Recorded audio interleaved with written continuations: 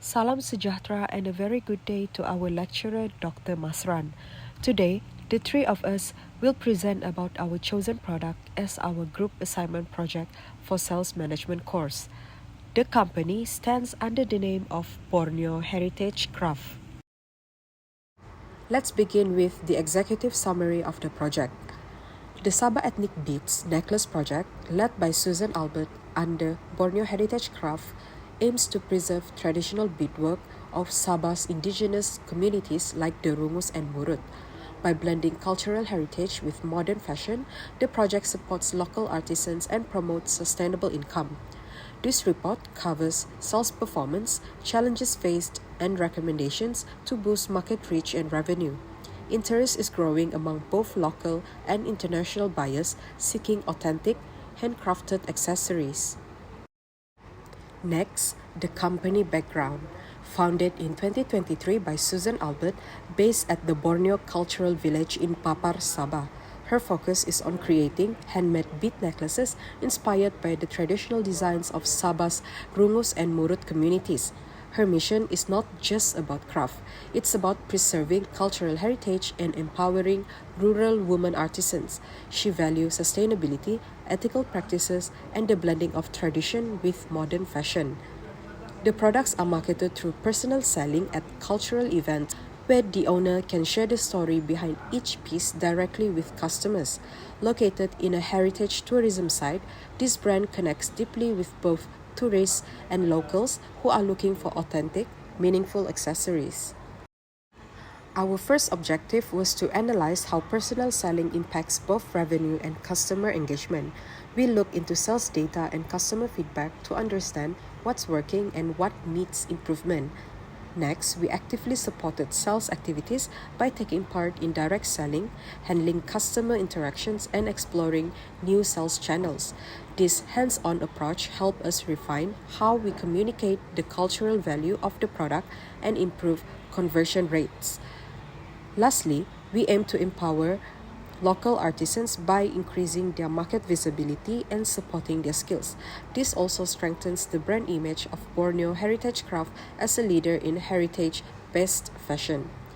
Overall, our goal was to contribute to a sustainable and socially responsible business model that celebrates Sabah's rich culture while achieving solid sales growth. Now, let us delve into the founder's background. The sales manager at Borneo Heritage Craft is Suzan Albert, who is also the founder of the business. With her background as a cultural performer at the Borneo Cultural Village, she brings deep cultural knowledge that helps her connect with customers, especially tourists. Suzan currently handles everything herself, from creating the products to marketing, customer service, and managing inventory. She doesn't have a sales team yet, so she relies on personal selling, especially during events and cultural performances. Balancing her time between performing and running the business is challenging, but her passion and commitment have helped build trust with customers and grow the brand from the ground up.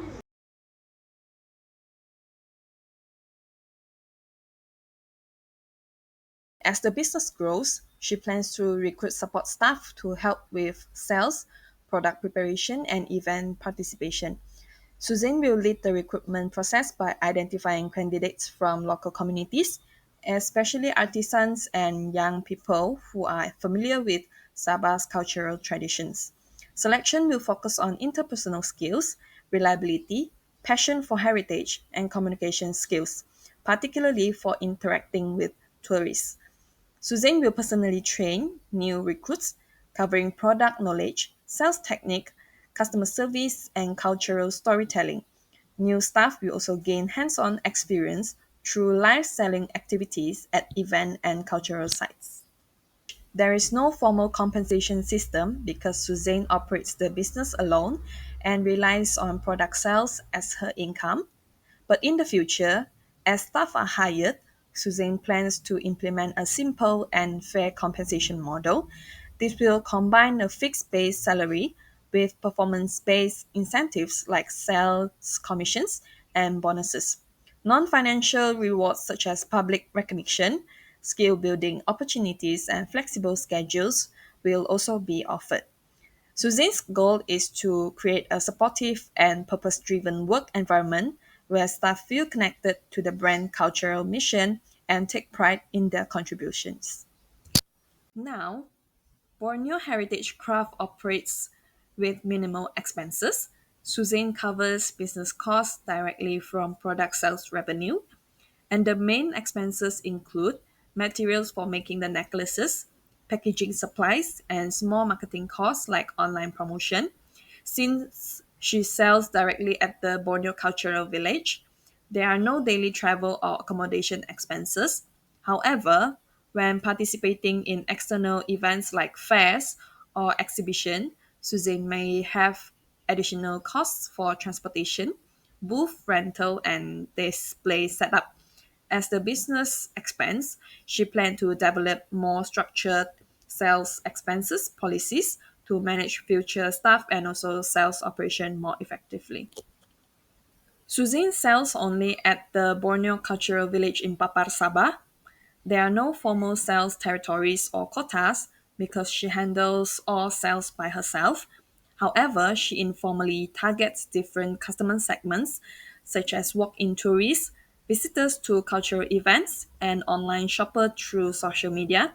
And in the future, as the business grows and more staff are recruited, Suzanne plans to expand sales territories to include tourist hotspots, cultural events, and retail partnerships. Sales quotas may also be introduced to help monitor staff performance and encourage sales growth.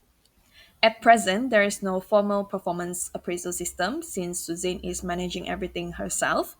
She informally monitors her performance by tracking sales, gathering customer feedback, and evaluating event participation.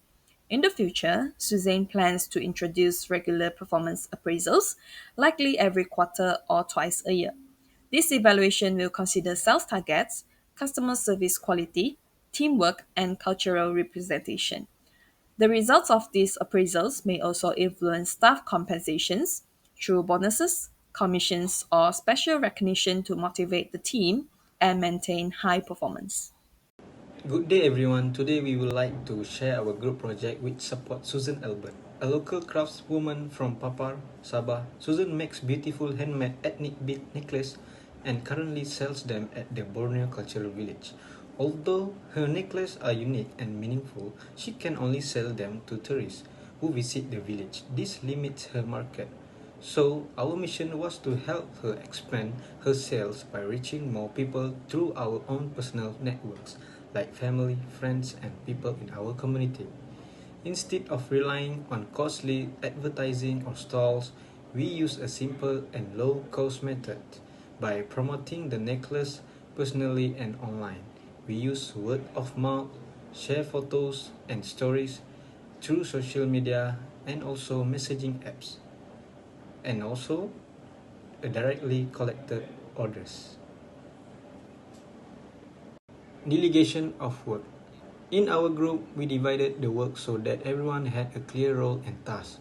Trinity was in charge of sale operations and logistics. She kept track of inventory, made sure orders were packed and delivered, and also handled all the financial records such as daily sales and expenses.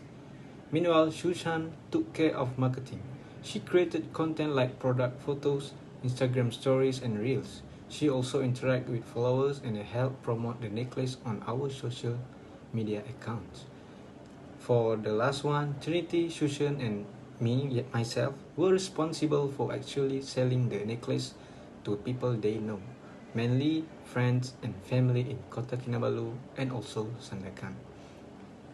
So for that, we also work together when it comes to setting prices, planning the sales, and making decisions. We had weekly updates to check our progress, solve any problems, and plan for the next week.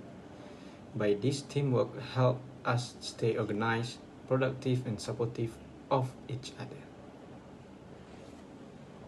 Selling activities and experience. Our main selling method was through direct physical selling to people we personally know. When we focus on friends, relatives, and classmates because it was easier to build trust and explain the product clearly. We introduced the necklace during casual conversation, family gatherings, and friendly meets-up. We explain the meaning behind each bead pattern and share the story of Suzan, the maker. This helps people understand and appreciate the cultural value. We also improve by buying experience by using simple attractive packaging and offering basic customization like choosing bead colors. For the most customer like the necklaces and gift for birthday, anniversaries, or even keamatan celebration lately. At family events, we set up a small display table to show the necklaces like a mini pop-up shop. People like being able to see and touch the product before buying. This experience helped us improve our communication skills, learn how to handle questions, and understand what customer like or didn't like.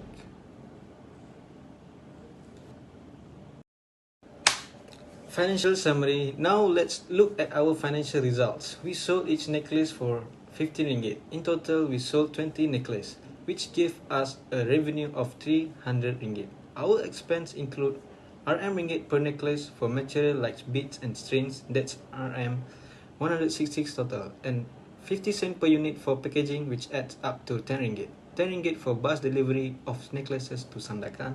So the total expenses were RM 180 ringgit. If we subtract the expenses from the revenue, our net profit was RM 120 ringgit. We didn't spend anything on the advertising, renting a stall, or printing brochure. This helped us keep our costs low. Even at a small scale, we learned that this kind of simple sales method can make a profit and teach us real business skill. Goal achievement. Our project had several goals and we are proud to say we achieved them. The first goal was to raise awareness of Suzan's bead necklaces. We did this successfully by sharing about the products directly with people we know, both face-to-face and online. The second goal was to make actual sales, and we managed to sell 20 necklaces. It may seem small, but it proved that this method works. We also gathered useful feedback from customers. For example, some people prefer lighter colors, shorter necklace length, and better packaging for gift. This information was shared with Suzan to help improve her future design. We also learned that storytelling, explaining the culture and meaning behind the beads, made people feel more connected to the product. Lastly, we showed that this simple and affordable model can be used by other young people to help Suzan sell in their own communities. To conclude, this project gave us the chance to support local artisans, learn real-world skills, and make a small but meaningful impact. We practiced teamwork, communication, sales, and marketing, all while promoting Sabah cultural heritage. The success of our small sales proved that even without a shop or advertising, we can help grow a business using only personal connection, storytelling, and effort. We hope Suzan can continue to expand her business and that other volunteers can use our model to do the same in their own communities. Ciao.